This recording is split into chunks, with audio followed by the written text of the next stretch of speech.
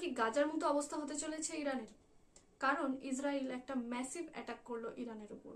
ইসরায়েলের PM Benjamin Netanyahu নিজেই confirm করেন যে হ্যাঁ, ইসরায়েল ইরানের বিরুদ্ধে অপারেশন রাইজিং লায়ন লঞ্চ করেছে, ঠিক যেমন ভারত লঞ্চ করেছিল অপারেশন সিন্দুর। কিন্তু ইসরায়েলের এই অপারেশন রাইজিং লায়ন সম্পূর্ণ আলাদা অপারেশন সিন্দুর থেকে। এই অপারেশনে ইসরায়েল ইরানের যে সমস্ত নিউক্লিয়ার বোম তৈরির জায়গাগুলো রয়েছে সেখানে অ্যাটাক করে এবং ইরানের আর্মি চিফ ও নিউক্লিয়ার সায়েন্টিস্টকে বোম মেরে হত্যা করে।